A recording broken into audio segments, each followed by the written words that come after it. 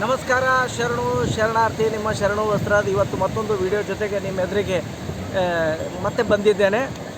ಇವತ್ತು ನಾನು ಆಂಧ್ರ ಪ್ರದೇಶದ ಎರಡನೆಯ ಬಹಳ ಸುಂದರವಾಗಿರ್ತಕ್ಕಂಥ ಇನ್ನೊಂದು ನಗರವಾಗಿರ್ತಕ್ಕಂಥ ನಾನು ಮಚಲಿಪಟ್ಟಣದಿಂದ ನಾನು ನಿಮಗೆ ಈ ಒಂದು ಸುಂದರವಾಗಿರ್ತಕ್ಕಂಥ ಬೀಚಿನ ಬಗ್ಗೆ, ಮರಗುಡಿ ಬೀಚ್ ಅಂತಕ್ಕಂಥ ಈ ಒಂದು ಬೀಚಿನ ಒಂದು ಸುಂದರವಾದಂಥ ವೀಕ್ಷಣೆಯನ್ನು ನಮಗೆ ಮಾಡಿಸ್ತಾ ಇದ್ದೀನಿ. ಇವತ್ತು ನಾವು ಇಲ್ಲಿ ನೋಡ್ಬೋದು, ಈ ಒಂದು ಬೀಚು ಮಚಲಿಪಟ್ಟಣದಲ್ಲೇ ಬಹಳ ಅತಿ ಪ್ರಸಿದ್ಧವಾಗಿರ್ತಕ್ಕಂಥ ಒಂದು ಈ ಬೀಚಿನ ಮೇಲೆ ಸಾಕಷ್ಟು ಪ್ರವಾಸಿಗಳು ಈ ಒಂದು ವಿಜಯವಾಡ ಮತ್ತು ಈ ಒಂದು ವಿಜಯವಾಡಕ್ಕೆ ಬಂದ ಮೇಲೆ ಭಾಳ ನಿಯರೆಸ್ಟಾಗಿ ಸುಮಾರು ವಿಜಯವಾಡದಿಂದ ₹105 ಬಸ್ ಚಾರ್ಜ್ ಜೊತೆಗೆ ಸುಮಾರು ಒಂದು 70 ಕಿಲೋಮೀಟರ್ ದೂರದಲ್ಲಿರ್ತಕ್ಕಂಥ ಈ ಒಂದು ಸುಂದರವಾಗಿರ್ತಕ್ಕಂಥ ಈ ಒಂದು ಬೀಚು. ಇದರಲ್ಲಿ ಈ ಒಂದು ಮಚಲಿಪಟ್ಟಣದಲ್ಲಿ ನೋಡ್ತಕ್ಕಂಥ ಭಾಳಷ್ಟು ವಿಶೇಷ ಸ್ಥಳಗಳು ಕೂಡ ಇದೆ. ಅದರಲ್ಲಿ ಭಾಳ ಪ್ರಸಿದ್ಧವಾಗಿರ್ತಕ್ಕಂಥ ಇದು ತಮಗೆಲ್ಲ ಗೊತ್ತಿರ್ಬೋದು. ಈ ಒಂದು ಮಚಲಿಪಟ್ಟಣಂ ಅಂತಂದರೆ ಇಲ್ಲಿ ಭಾಳಷ್ಟು ಬಂದರುಗಳನ್ನು ನಾವು ಪಠ್ಯಪುಸ್ತಕದಲ್ಲಿ ಕೂಡ ಮತ್ತು ಈ ಒಂದು ಬ್ರಿಟಿಷರು ಈ ಒಂದು ದೇಶಕ್ಕೆ ಬಂದ ಮೇಲೆ ಮೊಟ್ಟ ಮೊದಲನೇದಾಗಿ ವ್ಯಾಪಾರವನ್ನು ಮಾಡಿರ್ತಕ್ಕಂಥ ಸ್ಥಳ ಯಾವುದು ಅಂದರೆ ಈ ಮಚಲಿಪಟ್ಟಣಂ. ಆಮೇಲೆ ಮತ್ತೆ ಅವರು ಪಶ್ಚಿಮ ಬಂಗಾಳಕ್ಕೆ ಕೋಲ್ಕತ್ತಾ ಕಡೆ ಅವರು ಹೋಗಿರ್ತಕ್ಕಂಥದ್ದು ಒಂದು ಇತಿಹಾಸ ಇದೆ, ತಮಗೆಲ್ಲ ಗೊತ್ತಿರುವ ಹಾಗೆ. ಇಲ್ಲಿ ಭಾಳಷ್ಟು ಒಂದು ಹಡಗಿನ ಬಂದರು ಕೂಡ ಇದೆ. ಇದು ನೋಡಿ ಎಷ್ಟು ಸುಂದರವಾಗಿರ್ತಕ್ಕಂಥ ಈ ಒಂದು ಬೀಚು.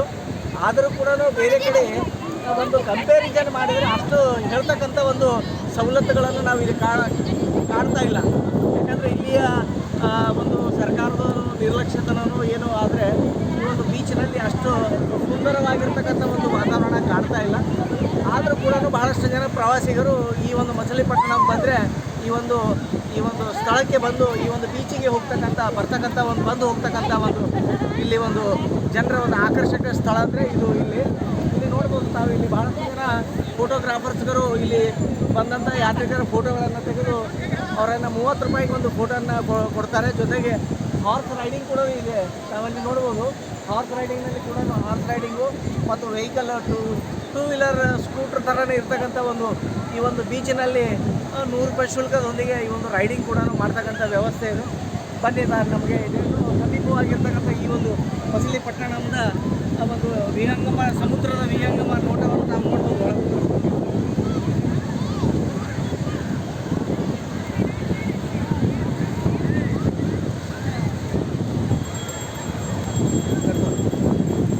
ಇಲ್ಲಿ ಬ್ರಿಟಿಷರು ಮೊಟ್ಟ ಮೊದಲನೇದಾಗಿ 1661ರಲ್ಲಿ ಬಂದರು.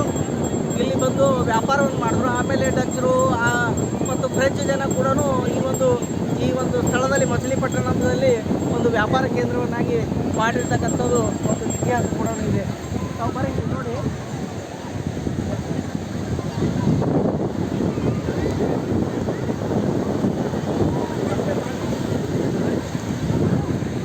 ಏನಪ್ಪ ಇಲ್ಲಿ ಮಚಲಿಪಟ್ಟಣದಲ್ಲಿ ಇದು ಒಂದು ಸಮೀಪದಲ್ಲಿ ಇರ್ತಕ್ಕಂಥ ಒಂದು ದತ್ತಾತ್ರೇಯ ಆಶ್ರಮ ಇದೆ.